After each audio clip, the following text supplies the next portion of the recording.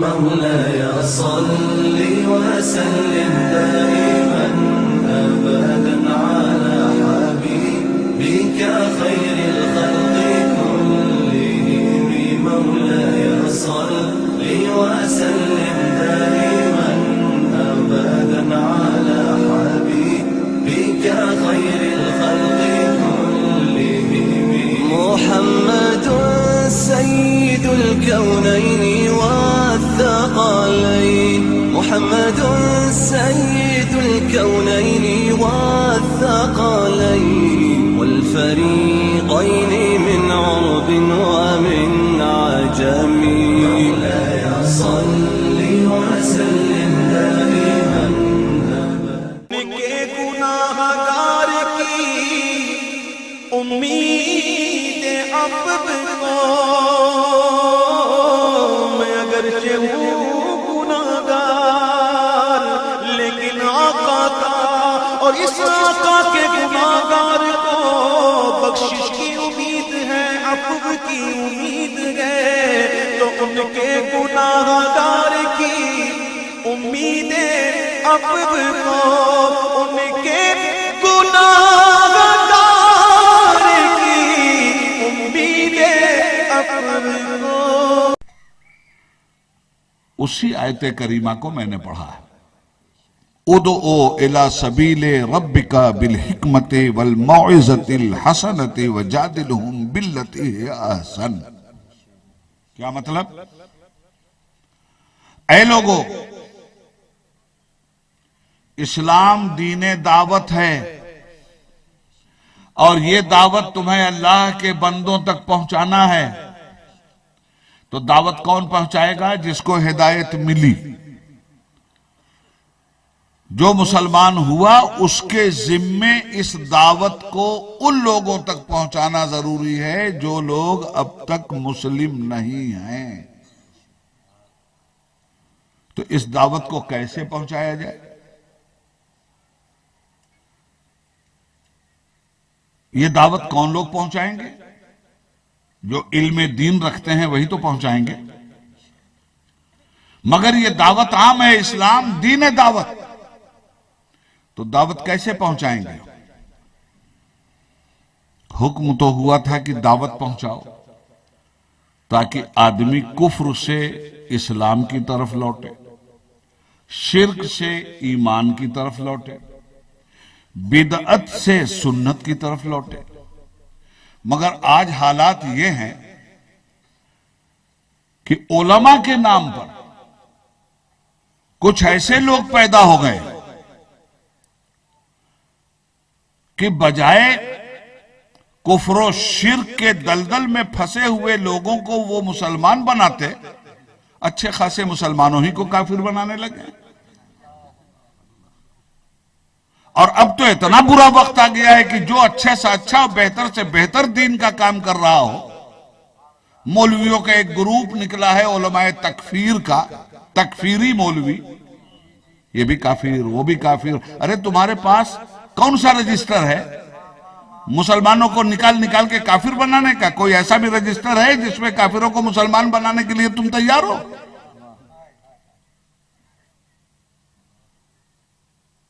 دین دعوت ہے یہ۔ دعوت کس کو دینا ہے اور کیسے دعوت دی جائے گی؟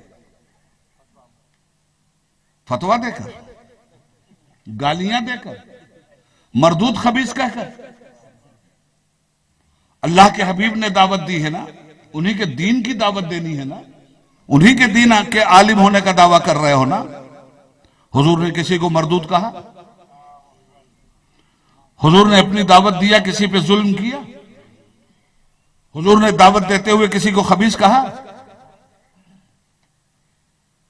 ارے میاں، دعوت کے مزاج کو سمجھو، یہ دعوت ہے۔ میں آپ کے ہاں آیا، آپ نے مجھے دعوت دی، آیا نا؟ تو میں ہوا آپ کا مدعو اور آپ میرے ہوئے دائی۔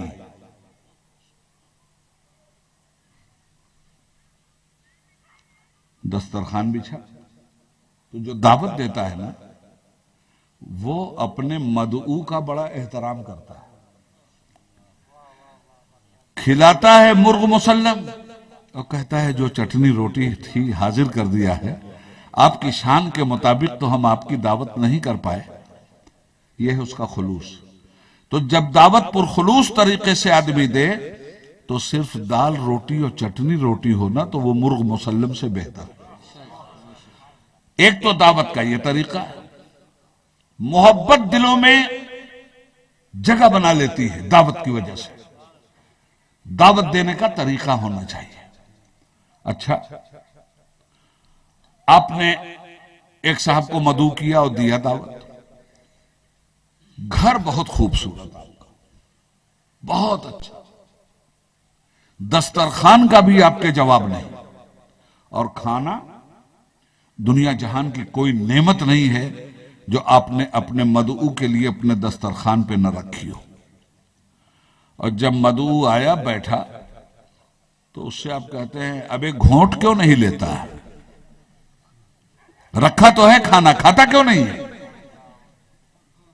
کوئی آپ کی دعوت قبول کرے گا؟ کوئی قبول کرے گا دعوت آپ کی؟ تو دعوت کا طریقہ کیا ہے؟ آج کیسے دعوت دی جا رہی ہے؟ مسئلہ بتایا جائے تو حکم دے کر، ڈانٹ کر،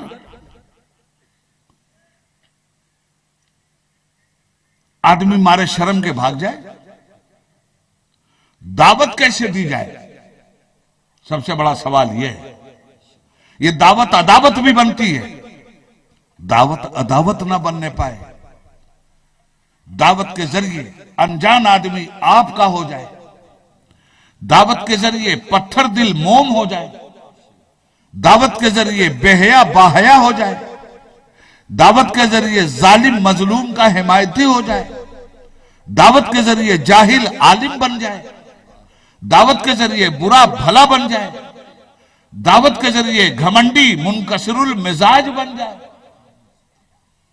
تو دعوت کامیاب ہے۔ تو اب طریقہ قرآن کریم نے سکھلایا، ادعو الی سبیل ربک بالحکمت والموعظۃ الحسنہ۔ اے دائیو، اے دعوت دینے والو، اے مسلم علماء و صلحاء، لوگوں کو اللہ کے دین کی طرف بلاؤ، بہترین بات سے، پیار کے ذریعے، واعظ کے ذریعے، نصیحت کے ذریعے، اخلاق کے ذریعے، دلار کے ذریعے، محبت کے ذریعے۔ وَجَادِلْهُمْ بِالَّتِي هِيَ أَحْسَنُ۔ اور اس محبت کے ذریعے دعوت دینے کے بعد بھی اگر کوئی جاہل جہالت پہ اتر آئے، گالی گلوچ پہ اتر آئے، ظلم و ستم پہ اتر آئے، تو اس کا جواب اس طرح سے دیا جائے کہ نیوٹرل سماج یہ سمجھ لے کہ ایک طرف بد تہذیب ہے اور ایک طرف تہذیب والا ہے، ایک طرف برائی کا رسیہ ہے، ایک طرف بھلائی کا رسیہ ہے۔ اگر یہ بھلائی کی دعوت نہیں قبول کر رہا ہے تو آپ کے اخلاق سے، آپ کی محبت سے نیوٹرل سماج اس دعوت کو قبول کر لے۔ اللہ کے دین کی طرف بلاؤ۔ اب سب سے پہلے تو ہم اپنے آقا کو دیکھیں کہ ہمارے آقا نے کس طرح دعوت دی۔ نبی پاک صلی اللہ علیہ وآلہ وسلم اہل کفر و شرک کے پاس جاتے تھے، کیا دینے؟ دین کی دعوت دینے، جہنم سے بچانے کے لیے، برائی بے حیائی سے بچانے کے لیے، اپنی اولادوں کی محبت سے سرشار کرنے کے لیے۔ حضور کہاں جاتے تھے؟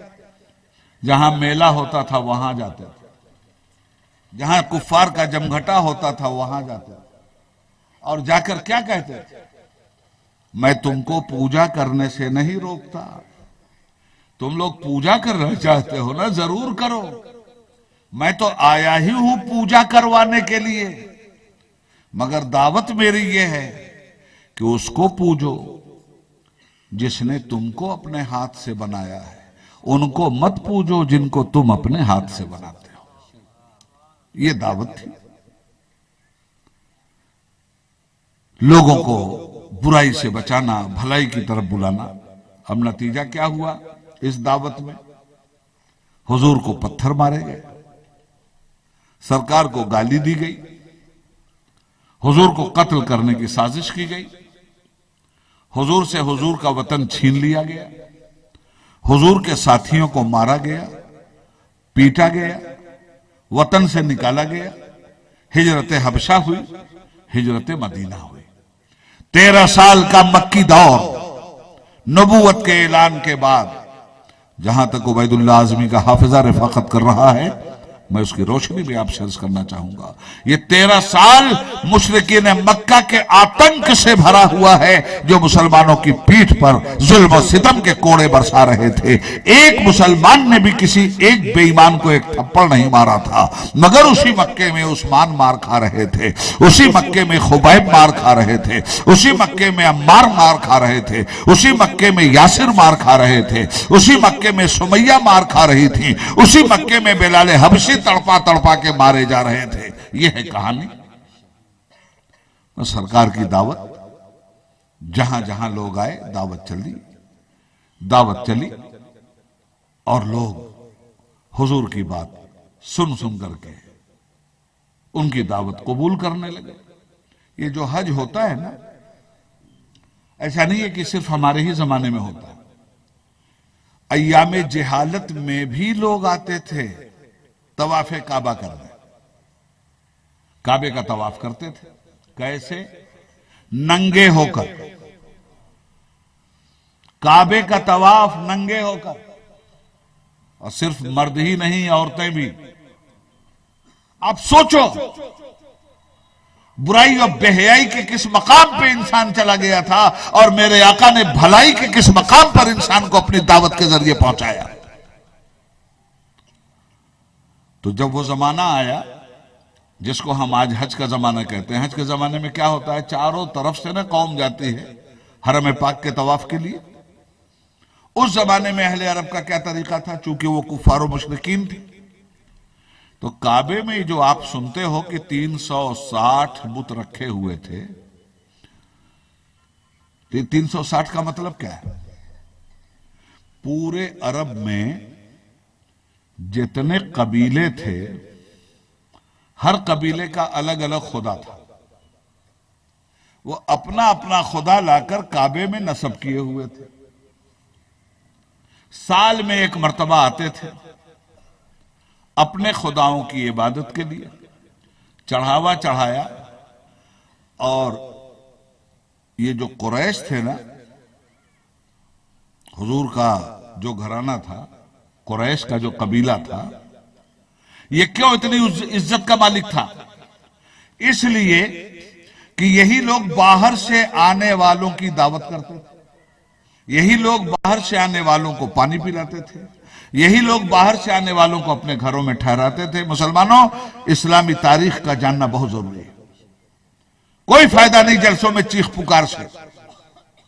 یہ جو آج کل جلسوں میں چلی چلا ہو رہا ہے، اور یہ آستین چڑھایا، وہ آستین چڑھایا، ایک ادھر سے بولا نہیں چھوڑیں گے غوث کا دامن، تو دوسرا ادھر سے کمپٹیشن میں کھڑا ہوا نہیں چھوڑیں گے خواجہ کا دامن۔ ارے پکڑا کب؟ 5 وقت کی نمازیں پڑھو، اٹھتا ہوا قدم بولے گا کہ نہیں چھوڑیں گے خواجہ کا دامن، نہیں چھوڑیں گے غوث کا دامن۔ بدعتیں چھوڑو، سنت کے راستے پہ آؤ، تمہارا طرز عمل بولے گا نہیں چھوڑیں گے خواجہ کا دامن، نہیں چھوڑیں گے غوث کا دامن۔ صرف زبان سے نعرہ لگانے سے تقدیریں نہیں بدلتی، تقدیریں عمل کرنے سے بدلتی۔ آج یہ عمل ختم ہو گیا۔ مکے کی سرزمین پر وہ چاروں طرف سے سب آتے تھے، اور قبیلہ قریش جو تھا یہ مہنت بنا ہوا تھا، مال پانی ملتا تھا ان کو، سال بھر ان کے خداؤں کی رکھوالی کرتے تھے۔ ان کے خداؤں کی جب وہ جاتے تھے تو کہتے تھے ہمارے خدا کا خیال رکھنا،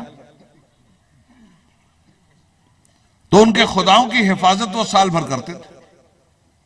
اب پھر وہ سال بھر کے بعد آئے، وہی مال، وہی میٹر. بات سمجھ میں آئی؟ ایسا برا حال تھا انہی بتوں کے سامنے. کہیں بچے ذبح کیے جا رہے ہیں، کہیں جانور ذبح کیا جا رہا ہے، اور پھر جانور جو ذبح کرتے تھے اس کا خون کعبہ شریف کی دیوار پر ملتے تھے. اللہ کے گھر کو کیا بنا دیا تھا؟ میرے آقا کی دعوت کا اثر ہے کہ میرے نبی نے صرف 23 سال کی قلیل مدت میں اتنے پیار سے دعوت دی کہ کفر اسلام میں بدلا، شرک ایمان میں بدلا، مشرک مومن ہوا، کافر مسلم ہوا، بدعتی سنی ہوا، خرافات کی جگہ اسلامی ادب نے لے لی، بغاوت کی جگہ عبادت کے سر جھکنے لگے. یہ کون تھا؟ کس کی دعوت تھی؟ یہ قرآن کی دعوت تھی. کون دے رہا تھا؟ مصطفیٰ دے رہے تھے. قرآن کیا ہے؟ اللہ تعالیٰ کی تقریر ہے، اللہ تعالیٰ کا فرمان ہے. جیسی جیسی ضرورت ہوتی رہی ویسا ویسا فرمان جاری ہوتا رہا، اور جو فرمان جاری ہوتا رہا مصطفیٰ امپلیمنٹ کرتے رہے. مسلمانوں، یہ ہے تمہاری تاریخ.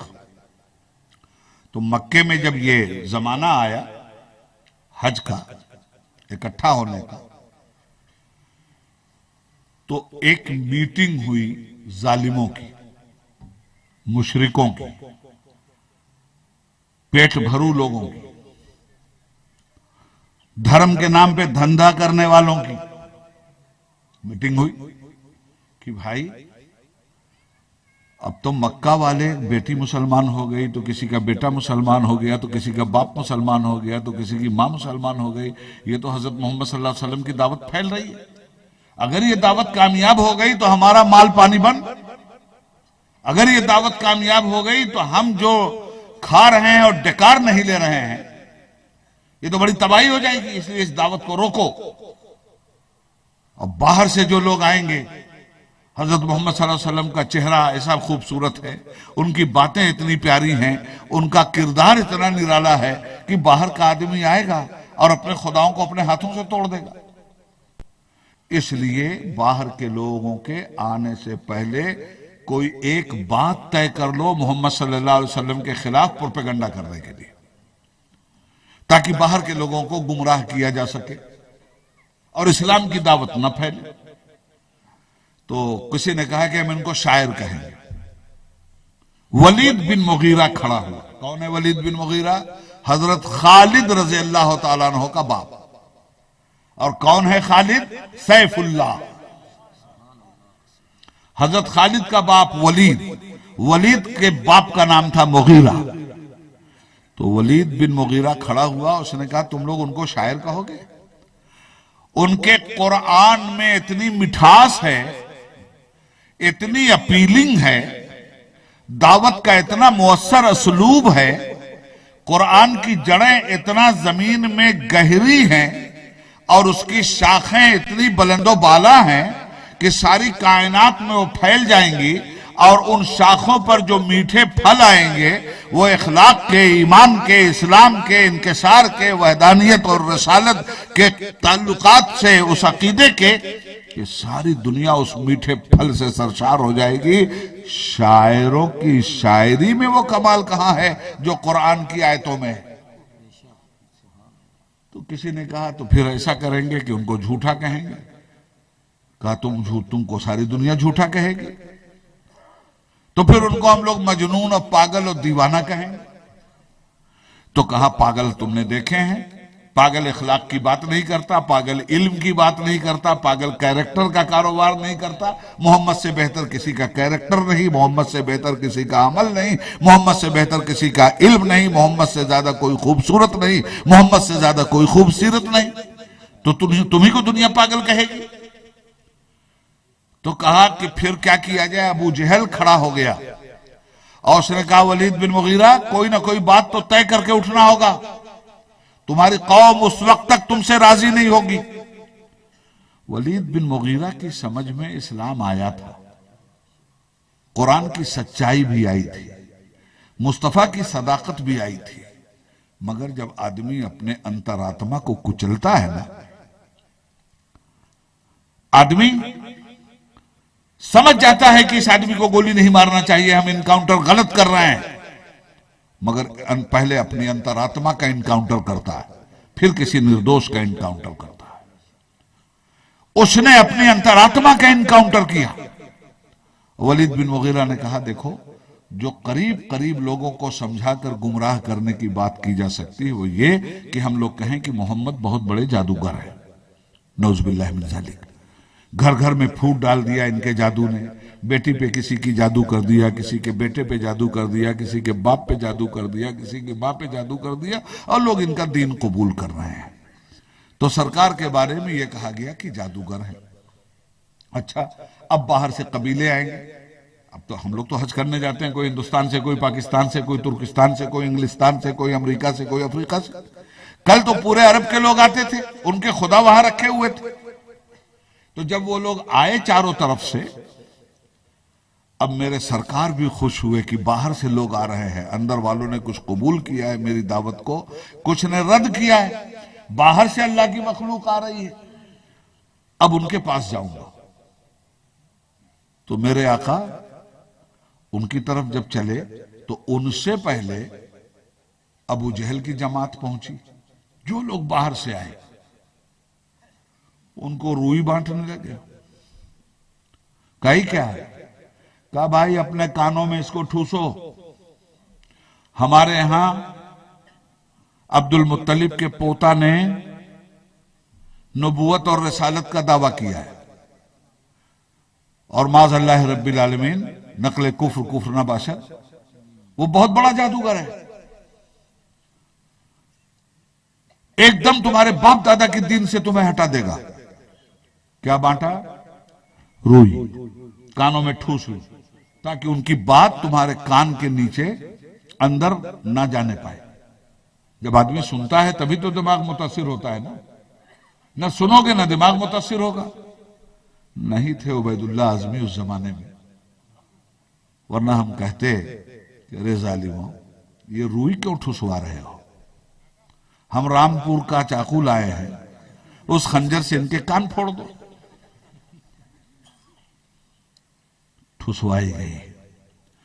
ایک قبیلہ تھا، قبیلہ دوس، اس قبیلے کا سردار اپنے قبیلے کے ساتھیوں کے ساتھ آیا تھا کعبے کے طواف کے لیے۔ سردار کا نام تاریخ اسلام میں ہے طفیل دوسی، قبیلہ دوس کا سردار۔ اس نے کہا یار ہم لوگ کیا پاگل ہیں، ساری دنیا کو ہم کنونس کرتے ہیں، ہم کو کون ہمارے باپ دادا کے دین سے ہٹا دے گا؟ ہم کیوں کانوں میں روئی ڈالیں اور کیوں ان کے کہنے پہ بات سنیں ان کی؟ ہم بھی ذرا دیکھیں گے کہ محمد کیا کہتے ہیں صلی اللہ علیہ وسلم۔ قبیلہ دوس کا سردار طفیل خانہ کعبہ کا طواف کر رہا تھا، میرے آقا ایک کنارے اللہ کی عبادت کر رہے تھے۔ نبی کونین صلی اللہ علیہ وسلم کا جب چہرہ دیکھا اس نے، کان میں تو روئی تھی مگر سوچا تھا کہ ہم بات سنیں، جب چہرہ دیکھا مست و بے خود ہو گیا، اور اس کے دل نے کہا یہ چہرہ کسی جھوٹے کا تو ہو ہی نہیں سکتا، جب یہ اتنا خوبصورت ہے تو اس کی باتیں کتنی خوبصورت ہوں گی۔ کان سے نکال کے پھینکا روئی، اور ادھر روئی پھینکا اور ادھر نغمہ لاہوتی کلام ربانی کی شکل میں لب مصطفیٰ پہ مچلا، سبح للہ ما فی السماوات و ما فی الارض، جو کچھ بھی زمین اور آسمان میں ہے اللہ رب العالمین کی حمد و ثنا کرتے ہیں۔ کان کے ذریعے یہ نغمہ لاہوتی دل میں اتر گیا، دیکھتا رہا مصطفیٰ کی عبادت کو۔ ادھر میرے آقا نے سلام پھیرا نماز سے، ادھر طفیل دوسی نے سلام کیا آخری کفر کو اور کہا اشہدو ان لا الہ الا اللہ و اشہدو ان محمدًا عبدہ و رسولہ۔ سرور کونین صلی اللہ علیہ وسلم کوہ صفا پہ قرآن کریم کی تلاوت کر رہے ہیں۔ ابو جہل آیا اور غصے سے اس نے پتھر اٹھایا، سنسناتا ہوا پتھر میرے مصطفیٰ کی نورانی پیشانی پہ لگا اور سر سے خون کا فوارہ چلنے لگا۔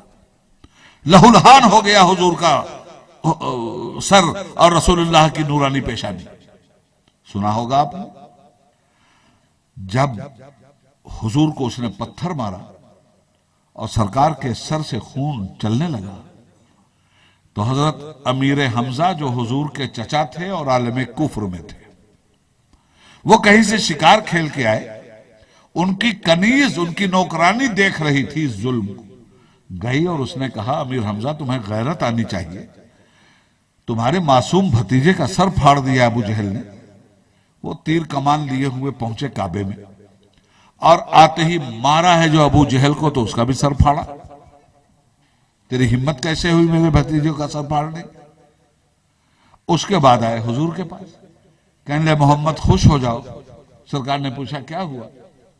کہا میں تمہارا بدلہ لے کر کے آیا ہوں، ابو جہل کا سر پھاڑ دیا میں نے.